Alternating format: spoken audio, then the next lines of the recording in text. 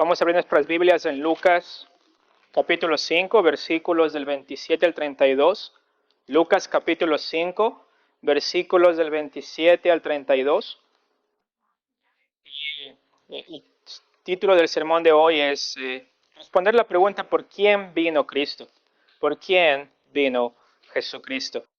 Y en Lucas capítulo 5, 27 al versículo 32. Lucas 5, versículos 27 al versículo 32. ¿Por quién vino Jesucristo acá a la tierra? Lucas 5, versículo 27. Después de estas cosas salió y vio a un publicano llamado Leví, sentado al banco de los tributos públicos, y le dijo: sígueme. Y dejándole todos, se levantó y le siguió. Y Leví le hizo un gran banquete en su casa, y había mucha compañía de publicanos y de otros que estaban en la mesa con ellos. Y los escribas y los fariseos murmuraban contra los discípulos, diciendo: ¿por qué coméis y bebéis con publicanos y pecadores?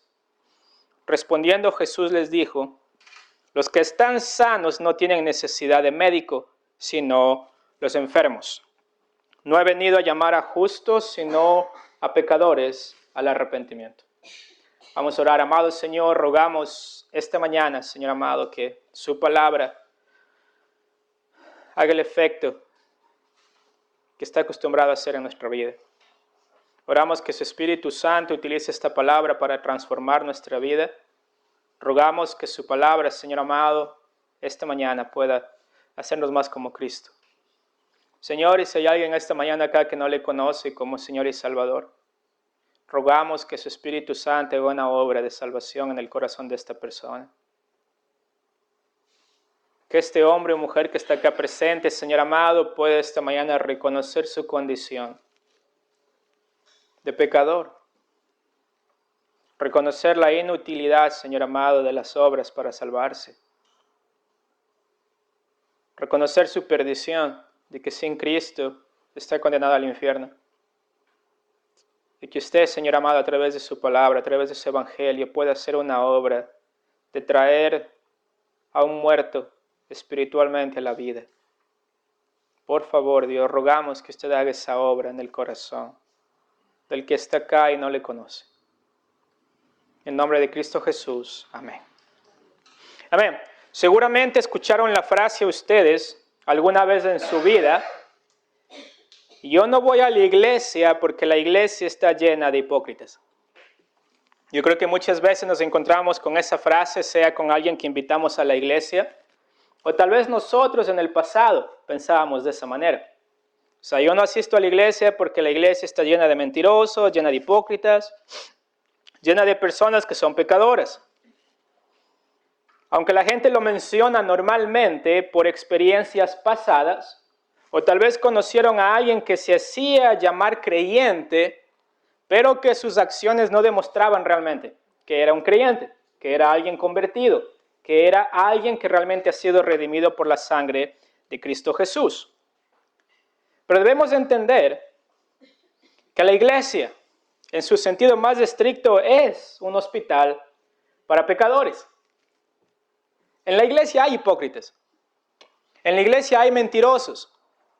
En la iglesia hay personas que están luchando con su pecado. En la iglesia hay personas que son imperfectas. Esto es algo que es real. Es algo que no podemos escapar de ninguna iglesia. En toda iglesia hay pecadores. La gran diferencia es que en la iglesia existen pecadores que han sido redimidos por la gracia de nuestro Señor Jesucristo. La gran diferencia es que en la iglesia existen pecadores que están caminando en un proceso de santificación. Por otro lado, el que niega a Cristo es igual a un pecador. El que nos dice no voy a la iglesia porque está llena de hipócritas es igual hipócrita, es igual mentiroso, es igual un fornicario, es igual un adúltero. Es decir, está en la misma bolsa en la cual nosotros estamos. La gran diferencia es que este pecador está sin esperanza, está sin redención, no confía en Cristo y por lo tanto hay un destino de condenación eterna en el infierno. John MacArthur lo dijo de esta manera. Cuando Jesús está hablando en Lucas capítulo 5 acerca de llegar con Leví y luego sentarse con los publicanos y los pecadores, Jesús estaba diciendo lo que nosotros ya sabemos, que la fe cristiana no es para gente buena. ¿La fe cristiana es para quién? Él dice, la fe cristiana es para los pecadores. La iglesia no es para personas que se creen justas. La iglesia es para personas que saben que no son justos en sí mismos. Para ellos es la iglesia. Inclusive él dice, se escucha mucho esta crítica. Bueno, la iglesia ciertamente no está llena de personas perfectas. Y es cierto, pero al menos nosotros sabemos que no somos perfectos. Y por esa razón estamos aquí. Por esa razón estamos acá, porque no somos perfectos. Este no es un club de los que piensan que no tienen pecado. No es un club para los justos, es un hospital para los enfermos de pecado. Eso es la iglesia. Es un hospital para los enfermos de pecado. Así también explica él que una iglesia es más madura cuando más reconoce su pecaminosidad. Impresionante esta afirmación. Una iglesia es más madura cuando más reconoce su pecaminosidad. Una iglesia es menos madura cuando piensan que ya no necesitan de Cristo. Porque Cristo nos salvó, ahora tenemos que caminar para hacer feliz a Cristo. Pero la iglesia que entiende cuál es su función y por qué existe, entiende que el único perfecto es Cristo Jesús. Y la pregunta que debemos hacernos al entrar a este texto de Lucas capítulo 5 es esta. ¿Cuántos de nosotros realmente reconocemos que somos pecadores? Es decir, ¿cuántos de nosotros acá realmente reconocemos que hemos caído de la gracia de Dios en nuestras acciones y que necesitamos el perdón de Dios? Que necesitamos realmente salvación de parte de Dios para nuestros pecados. ¿Cuántos de nosotros estamos aquí realmente necesitados de Cristo Jesús? ¿Cuántos? ¿Cuántos reconocemos que esta semana hemos sido hipócritas, hemos sido mentirosos? ¿Cuántos reconocemos que esta semana hemos sido orgullosos? Que realmente hemos caído cortos de lo que Dios demanda de nosotros. ¿Cuántos? Yo diría que todos. Y no tienen que levantar la mano porque lo importante es que el Señor conoce su corazón. Él sabe la respuesta y ustedes saben esa respuesta. Y recordemos que dentro de la narrativa de Lucas capítulo 5, los fariseos y los escribas, aunque tenían la ley, tenían el templo, tenían la tradición, no reconocían su pecado. Ellos no reconocían que eran pecadores. Más bien ellos opacaban su pecaminosidad con un cumplimiento incompleto ¿de qué? De la ley. Es decir, ellos trataban de cumplir la ley lo mejor que podían y luego para no vivir bajo el estándar de lo que la ley los juzga, se hicieron doctores de la ley. Ahora la vamos a enseñar y estamos exentos de la evaluación de la ley porque estamos enseñando la ley. Y se veían como los super justos, como los super santos. Se veían como los que no tienen pecado. Y demandaban de otros lo que ellos ni siquiera podían hacer. Un cumplimiento total, 100% de la ley. Y mis hermanos, acá, en Lucas capítulo 5, vemos que Jesús hace una obra milagrosa de salvación. ¿Con quién? Con el que reconoce su condición de pecador y con quien reconoce su incapacidad de salvarse a sí mismo. Con esa persona es la que Jesús trabaja, con esa persona es la que Jesús cena, con esa persona es la que Jesús almuerza, con esa persona es la que realmente ve el valor de Cristo Jesús y su obra en la cruz y dice, wow, yo necesito eso porque al evaluar mi corazón a la luz de la palabra, veo que soy un pecador empedernido. Y saben que a veces yo creo que como cristianos nosotros no pecamos, no porque no queremos, sino porque estamos muy ocupados. Pero un día las ocupaciones se van a ir. Algún día las ocupaciones se van a acabar. Algún día los hijos van a salir de casa y vamos a tener el tiempo libre. Y la pregunta es, ¿quiénes somos cuando ese tiempo libre comienza a aparecer en nuestro horario? ¿Quiénes somos? Y mis hermanos, déjenme preguntarles, ¿qué tipo de personas son ustedes? ¿Son los que están diciendo, yo soy justo en mí mismo, yo puedo obtener mi salvación, yo puedo ser lo suficientemente bueno como para no hacer tantas cosas malas en el mundo y que de alguna manera al llegar a la eternidad hay una balanza en la cual puedo poner mis obras buenas con mis obras malas y rogando a Dios que mis obras buenas estén un poquito más pesadas que las malas y pueda entrar al cielo a través de ello? ¿Somos esos nosotros? ¿Eres tú esa persona? ¿La que sigue confiando en sí mismo para salvación? ¿Eres tú esa persona que está tratando de ganarse el cielo? ¿Eres tú esa persona que le dice a Jesús, Jesús, gracias por tu obra, pero déjame hacer algo también a mí? Dame parte en la salvación. O sea, déjame añadir algo, déjame aportar algo. No quiero solamente confiar en la gracia, quiero tener gracia más algo.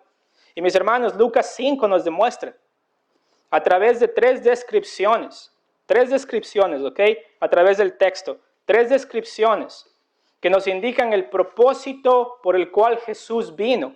El propósito por el cual Jesús vino, ¿para qué? Para que confiemos en Él para salvación, si no lo hemos hecho, y si ya lo hicimos, para que veamos el propósito de ser iglesia, que es seguir confiando en el mismo Cristo que nos salvó. Esto es clave. Tres descripciones. Y la primera descripción que quiero que veamos en el texto es la descripción del personaje del publicano. El personaje del publicano. Vemos el versículo 1 que nos dice que después de estas cosas salió. ¿Quién salió? Jesús. ¿Después de cuáles cosas? ¿Después de cuáles cosas salió Jesús? Recuerden que Jesús está en Capernaum y algunos dicen que estaba en la casa de Pedro. ¿Y qué hizo Jesús? Hizo un milagro.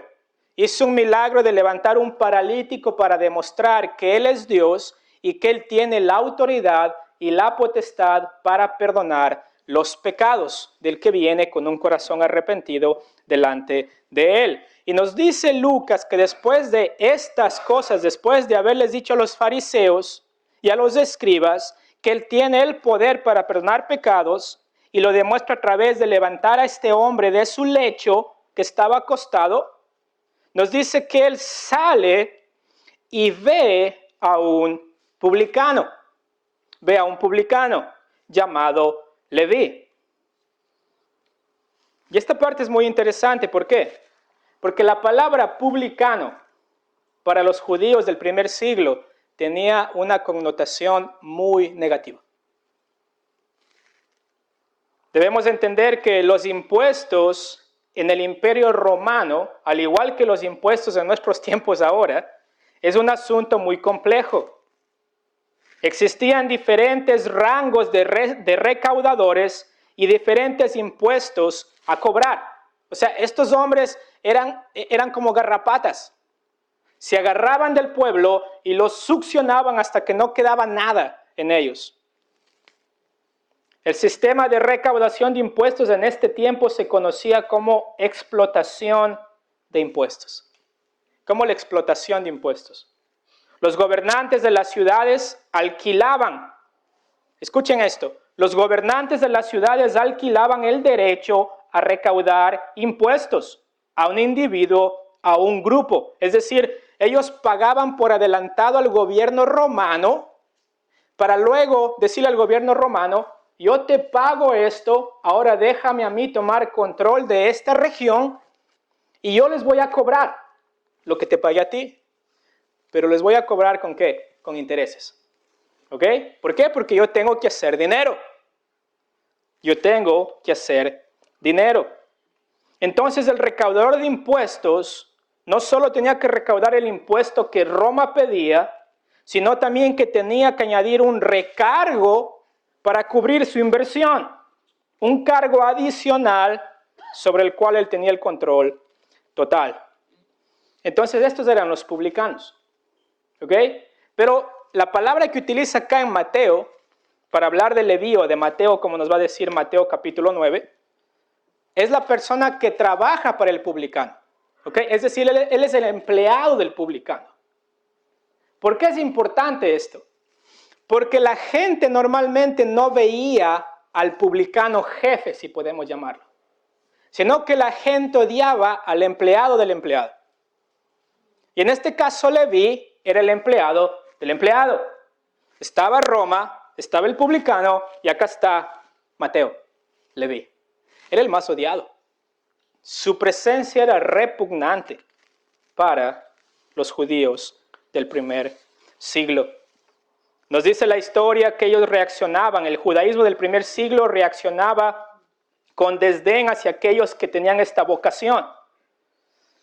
¿Por qué? Porque a cada lugar que ellos iban, estos hombres tenían una mesita en la ciudad, una mesa, que era la mesa de recaudación de impuestos. Y en esta mesa ellos cobraban impuestos a los del pueblo, pero también cobraban impuestos a los que venían al pueblo de viaje. Es decir, en cada ciudad que el judío entraba, tenía que pagar su impuesto. ¿Y quién estaba encargado? Leví, en este caso, Mateo. Los judíos lo odiaban, lo odiaban. Incluso un historiador no cristiano del siglo II dice esto de ellos, de los cobradores de impuestos. Solo generan confusión y son adúlteros, proxénetas, recaudadores de impuestos, abuladores e informantes. Incluso los no judíos despreciaban a los cobradores de impuestos. Eran odiados por Raimundo y todo el mundo. No eran queridos.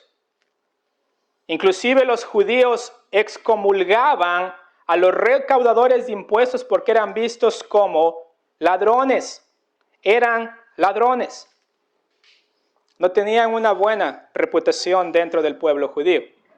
Eran 100% ladrones. Es interesante porque hay una historia durante la Segunda Guerra Mundial. Existía un hombre llamado William Sebold y él funcionaba como un agente doble del FBI. ¿Ok? Es decir, era un espía.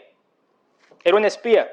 Servía a los Estados Unidos, pero también servía a Alemania.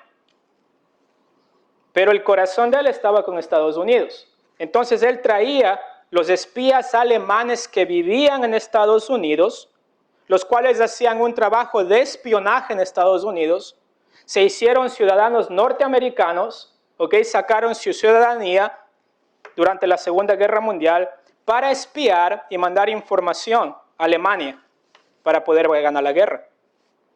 Estos espías eran los más odiados en el suelo americano cuando fueron descubiertos. Eran 33 espías que fueron descubiertos acá en Estados Unidos. Eran ciudadanos americanos, ¿ok?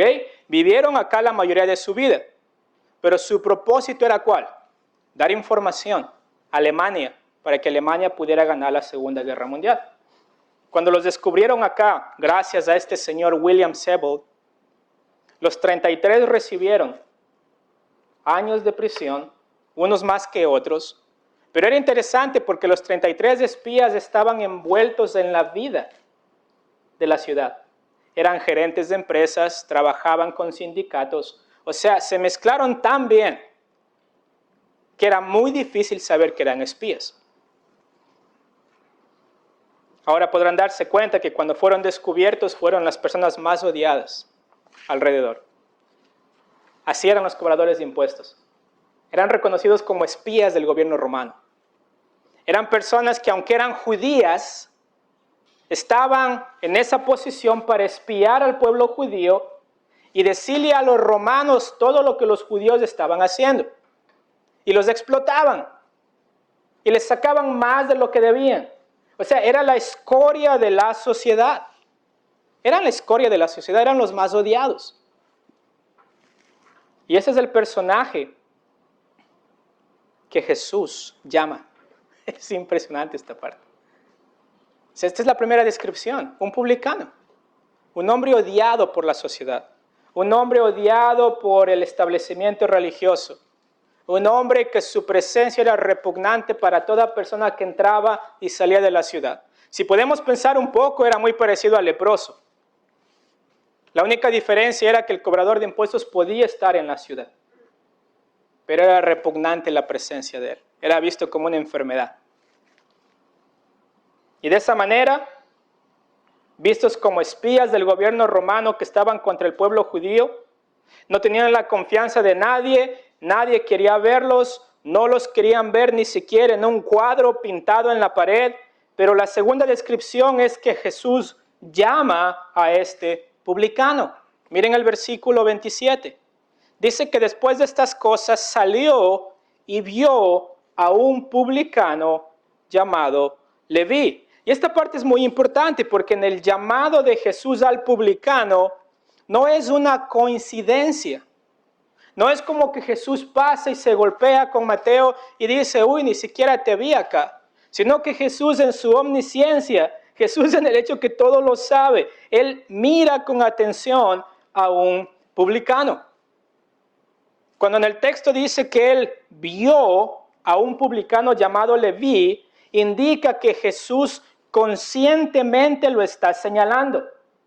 No es un accidente que Jesús seleccione al que todos los que estaban alrededor de Él lo veían como el más pecador de todos. Es una coincidencia. Jesús está señalando al más rechazado por el establecimiento religioso. Ahora era el más amado por Roma, pero era el más rechazado por los judíos. Pero Jesús está demostrando esto, que ese publicano es el tipo de persona por el cual Jesús vino. Impresionante. O sea, y lo dice a través de ese verbo hermoso de ver. O sea, Jesús quiere demostrarles a ellos que todos son como ese pecador. Pero Jesús toma la iniciativa de ver a este pecador y considera a este recaudador de impuestos como alguien que necesita misericordia. Como alguien que necesita misericordia. Y el texto nos lo dice. Dice que en el versículo 27 que estaba sentado en el banco de los tributos públicos. Estaba sentado en el banco de los tributos públicos. Es decir, lo llama a este hombre, no un hombre que es el jefe recaudador de impuestos, sino no es como Zaqueo. ¿Recuerdan Zaqueo en Lucas capítulo 19? Él está en el árbol y Zaqueo era uno de los jefes recaudadores de impuestos. Es hermoso esta figura también porque Zaqueo llega a conocer a Cristo Jesús y se arrepiente de todo lo que había robado. Si ven a quién está atendiendo Jesús, miren Lucas capítulo 19.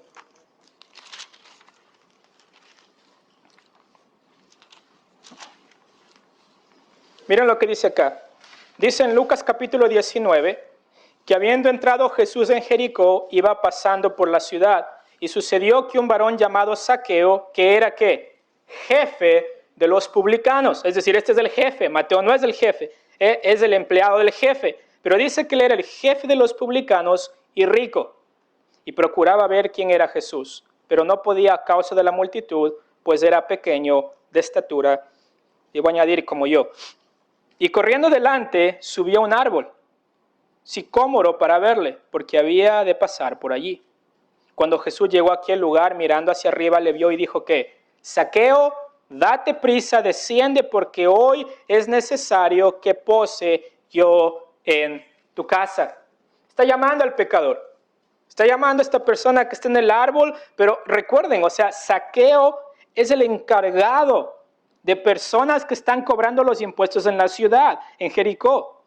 Y dice, al ver esto, dice en el versículo 6, entonces él descendió a prisa y le recibió gozoso. Al ver esto, todos murmuraban diciendo que había entrado a posar con un hombre pecador. Que había entrado a posar con un hombre pecador. Mis hermanos, a esa gente llama a Jesús. A pecadores. A pecadores, como nosotros. Él no fue a buscar al César para decirle, mira, si tú te arrepientes, todos van a venir al Evangelio. Él iba caminando por las calles y veía a las personas que realmente eran odiados por los religiosos, por la gente que se autojustificaba, por la gente que decía, yo no soy tan malo como ese cobrador de impuestos. Yo no soy tan pecador como este que está acá. Esa gente que se autojustificaba y trataba de llegar a Dios por sus obras. Y Jesús mira a este hombre, llama a este hombre, no accidentalmente, sino lo elige conscientemente, desafiando todas las concepciones culturales sobre quién es el objeto de la misericordia de Dios. ¿Quién puede ser perdonado? ¿Quién va a ser perdonado? ¿Quién necesita el perdón? Y después Jesús nos va a decir esta metáfora del médico, diciendo que el enfermo es el que necesita el médico, no el que está sano. Y acá Mateo representa a ese enfermo, ese pecador que todo el mundo lo veía como la peor escoria, como pecador. Y miren lo que dice acá en cuanto a la actitud. Porque dentro del llamado de Jesús al publicano, vemos que existe la atención de Jesús hacia él, ¿no es cierto? Pero luego vemos una actitud de parte de Leví. Porque miren lo que dice acá en Lucas capítulo 5, versículo 27 al final. Dice que lo vio sentado en el banco de los tributos públicos y luego ¿qué pasó? Y le dijo, sígueme. No hay mucho contexto. O sea, llega el maestro, llega el rabí, llega Jesús con sus discípulos, llega Jesús con la gente que le está siguiendo, llega Jesús con los fariseos y escribas que habían llegado de toda la región, ¿se acuerdan? Es decir, había un público detrás de Jesús que estaba buscando una ocasión para acusar a Jesús de algo. ¿En qué te vas a equivocar, Jesús? Déjanos ver en qué te vas a equivocar. Pero en eso llega Jesús con su llamado y le dice a Mateo, a Leví, sígueme. Un mandato de parte de Jesús. Lucas no nos dice que Jesús conoció antes a Leví, no nos dice que hubo una relación previa con Leví, no nos dice que hubo una conversación de Jesús con Leví diciéndole, mira, si dejas esta industria tributaria te va a ir mejor en la vida, la gente te va a querer más, ¿quieres que la gente te ame o no? Lucas no nos cuenta de esto, sino que el llamado que Jesús hace a Leví viene con la autoridad ¿de quién? Con la autoridad soberana de Jesús. Es Dios el que te está llamando. Es Dios mismo el que de su boca sale este mandato que le dice a Leví, sígueme. Hay un mandato, no hay opción acá. No es como que Jesús le dice a Leví, mira, cuando acabes tu trabajo, me sigues. O mira, cuando un poco reflexiones sobre lo que estás haciendo, me sigues. O piénsalo bien, ¿te gustaría seguirme? No, Jesús viene y directamente le dice a Mateo, sígueme. Y lo que me encanta es la actitud de Leví. ¿Cuál es la actitud de Leví? Señor, es que mira, seguirte me va a costar mucho. Señor, seguirte, mira, mis amigos, mi jefe, mira la sociedad, mira mi comodidad, Señor Jesús, si te sigo, tengo que dejar este engaño de vida que estoy viviendo. No le dice eso, Leví. ¿Pasaron por la cabeza de él esas cosas? Tal vez, porque es humano. Pero mis hermanos, la realidad de tener a Jesús mismo al frente de él diciéndole, sígueme. Tener la autoridad de Dios mismo diciéndote, sígueme. La actitud de Leví es que, dejándolo todo, se levantó y le siguió. Dejándolo todo, se levantó y le siguió. Esta parte es enfática. No solamente está diciendo que por un momento Leví se levantó y dijo, voy a seguir a Jesús, ¿alguien puede cuidarme el puesto, por favor? No quiero perderlo. ¿Alguien puede hacerlo por mí, por favor, mientras regreso? No, la idea del texto acá es que Leví reorientó totalmente su vida, es decir, hubo un cambio inmediato en su vida. Él amaba su trabajo, él amaba esto más que Dios, pero acá el texto nos dice que él se levantó y dejándolo todo, le siguió. Impresionante. ¿Por qué? Porque nos dice que él reorientó su vida. No nos dice que abandonó su oficio, pero entendemos después cuando Jesús comienza a andar con ellos como sus discípulos, seguramente él abandonó el oficio de recaudador de impuestos. No necesariamente vendió todo lo que tenía, pero sí el texto nos dice que dejándolo todo, lo siguió. Y esta palabra de seguir, mis hermanos, implica algo que no fue momentáneo, sino implica una descripción de que esa fue la característica de la vida de Leví desde ese punto en adelante. Es decir, él se hizo un seguidor de Jesús. No había nada más importante para él que seguir al Maestro. Nada se interpuso entre la vida de Leví y el seguir a Cristo Jesús. Era algo duradero. Me recuerda mucho Mateo capítulo 4. Vayan por favor a Mateo capítulo 4 conmigo.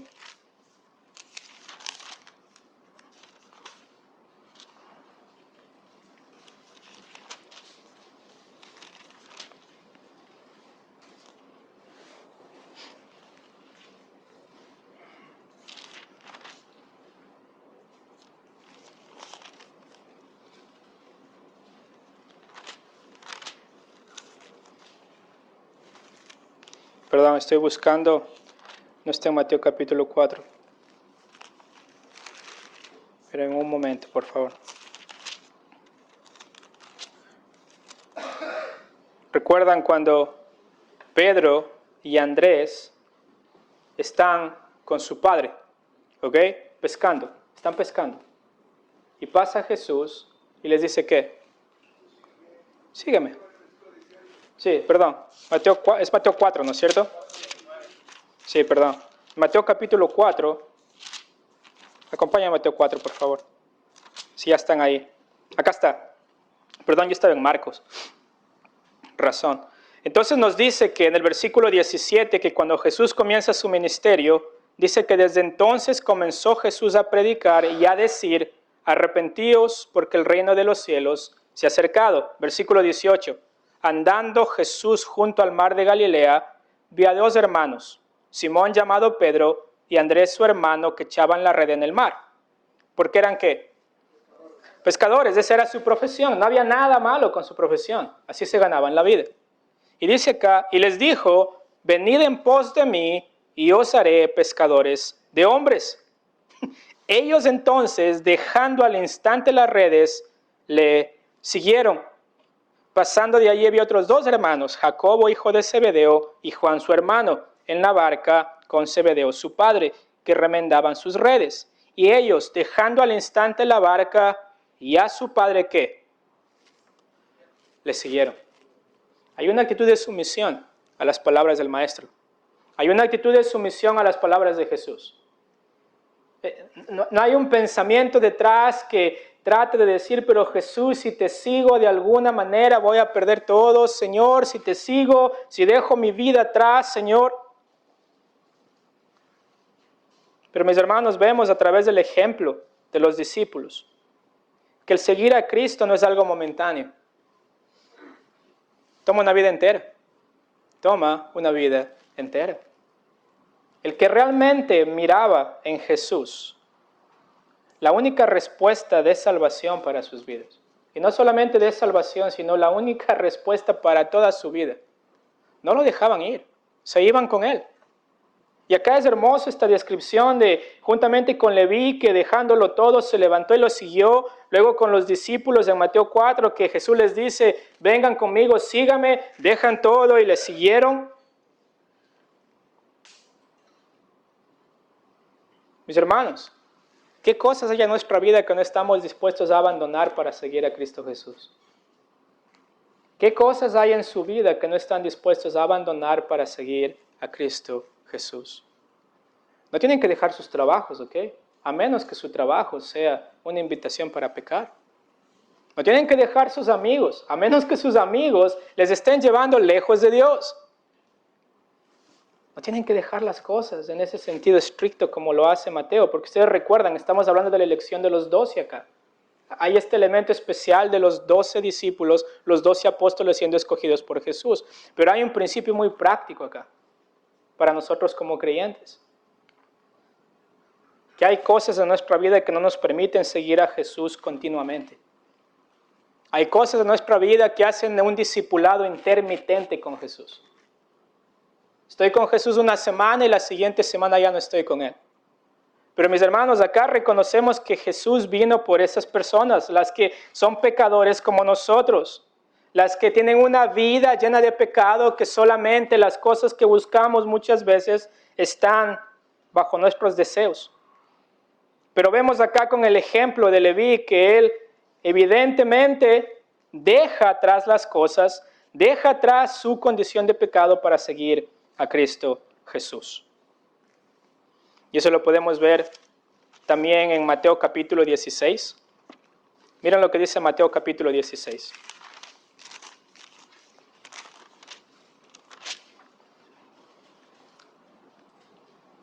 ¿Lo tienen?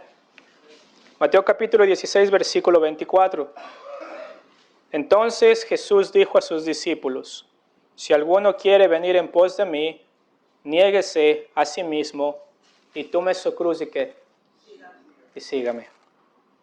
Porque todo el que quiera salvar su vida la perderá, y todo el que pierda su vida por causa de mí, la hallará.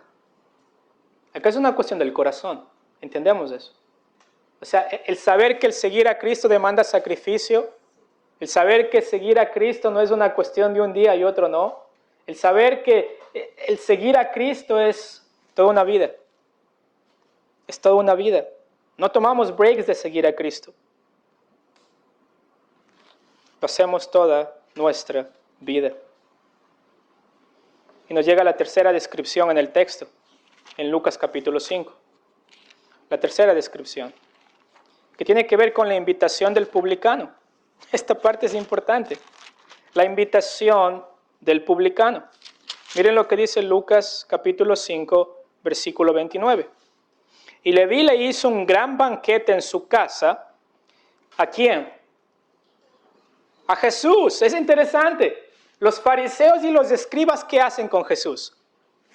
Lo rechazan. Quieren encontrar algo malo en él para apedrearlo. ¿Qué hace el publicano?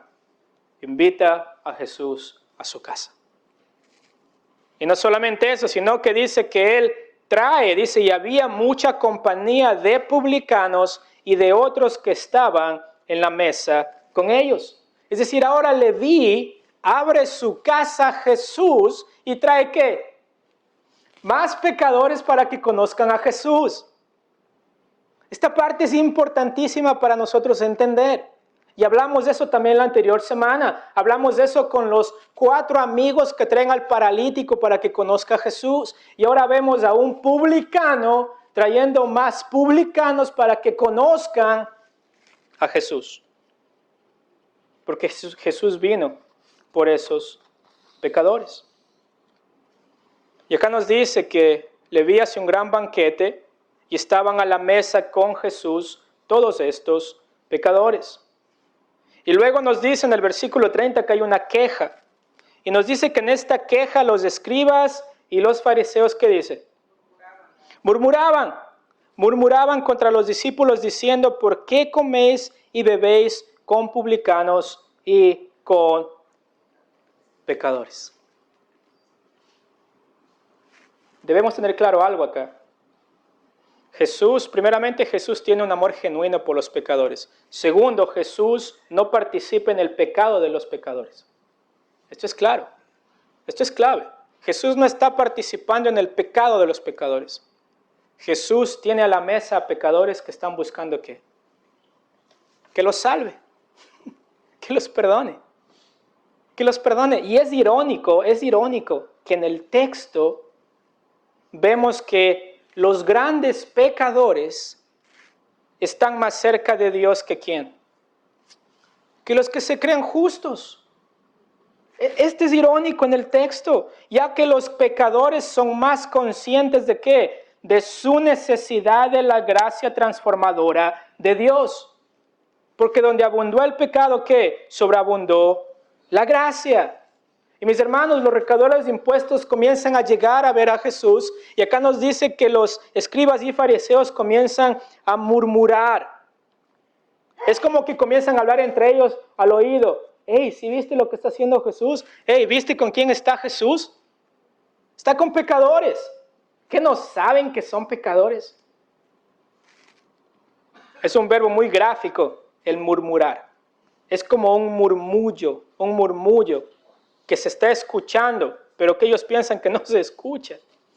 Y mis hermanos, esta parte es hermosa porque nos dice acá que respondiendo Jesús les dijo que los que están sanos no tienen necesidad de médicos sino los enfermos. Porque no he venido a llamar a los justos, sino he venido ¿qué? A llamar a los pecadores al arrepentimiento. No ha venido a llamar a los justos, sino a los pecadores al arrepentimiento. Y mis hermanos, necesitamos realmente entender esta figura. Porque si ustedes no están enfermos, ¿para qué van a ir al doctor? No. Pero si están enfermos, y ustedes saben que la respuesta está en el doctor, sería una locura no ir al doctor y morirse de esa enfermedad, porque queremos ser fuertes en nosotros mismos. Acá, mis hermanos, la enfermedad más letal de todas es el pecado. Y diariamente tiene un 100% de efectividad. 100% de efectividad. No hay quien se escape de que la paga del pecado es la muerte. Pero Jesús vino como ese doctor del alma a rescatar y a salvar lo que se había perdido. Y mis hermanos, es muy importante que podamos entender esto. ¿Cuál fue realmente la misión de Jesús? Jesús busca a aquellos en necesidad, que son conscientes de su pecaminosidad delante de Dios. Los fariseos y los escribas no se veían como enfermos, no querían ser tratados por el doctor de doctores. No querían realmente a Jesús porque ellos no se veían enfermos de su pecado. Pero Jesús les demuestra a través de los recaudadores de impuestos que no está hablando de una enfermedad física, sino está hablando de una enfermedad del corazón. De una enfermedad del corazón que solamente Cristo puede sanar. Porque el objetivo de su misión, dice acá, es que Él vino para llamar a pecadores ¿a qué? Al arrepentimiento. Porque los justos no tienen que arrepentirse de nada, pero los pecadores sí. Mis hermanos, si ustedes piensan que son justos, nunca se van a arrepentir de nada. Nunca van a pedir perdón acerca de nada. Van a vivir su vida sin ningún remordimiento, sin necesidad de acercarse a Cristo Jesús para el perdón de sus pecados. Pero si reconocemos que somos pecadores, vamos a buscar de Cristo Jesús. Vamos a buscar que Cristo Jesús nos ministre. Vamos a buscar perdón en Cristo Jesús. Vamos a reconocer nuestra necesidad de que no somos justos en nosotros mismos, sino que necesitamos la justicia ¿de quién? De Cristo Jesús imputada en nosotros para poder ser declarados justos en posición y luego vivir una vida que se acerque a esa posición que tenemos en Cristo Jesús. Y por eso dice acá, he venido a llamar a pecadores al arrepentimiento. El arrepentimiento, como ustedes saben, en Lucas es un tema clave y se refiere a un cambio de dirección. Ustedes lo pueden ver claro en Mateo, con Leví, ¿no es cierto? Él estaba yendo a una dirección. Cuando el Señor lo llama, ¿qué? Nos vemos. Él no regresa a ver atrás. Él va en una dirección totalmente opuesta a la de su pecado. Él no regresa a ver atrás. Y solamente fue necesario el llamado de Jesús a un pecador que está dispuesto a arrepentirse. Mis hermanos, esta mañana quisiera que podamos pensar en ello. ¿Cuántos de ustedes realmente han reconocido su condición como pecadores delante de Dios? ¿Cuántos de ustedes realmente se dieron cuenta de que la paga del pecado es la muerte y que solamente el regalo de Dios es la vida eterna? Solamente Él puede darnos vida eterna. Y les animo a que podamos confiar en esto y podamos pensar en esto día tras día tras día. Porque si hay elementos en nuestra vida, mis hermanos, que están realmente opacando nuestra vida cristiana, necesitamos dejarlos de lado. Necesitamos comenzar a vivir para Cristo Jesús como discípulos verdaderos que están dispuestos a dejar todo para seguir a Cristo Jesús. Sobre todo una vida de pecado. Una vida de pecado que muchas veces nos lleva lejos del Señor. Necesitamos pensar en esto, ver el ejemplo de Lucas capítulo 5 y ser honestos en nuestro corazón y buscar de Cristo Jesús. Vamos a orar. Amado Señor, gracias por esta mañana. Ruego de su dirección al aplicar este sermón en nuestra vida diaria, Señor amado, que podamos reconocer nuestra condición y venir a buscar gracia en Cristo Jesús. En el nombre de Jesús, amén. Algunos anuncios.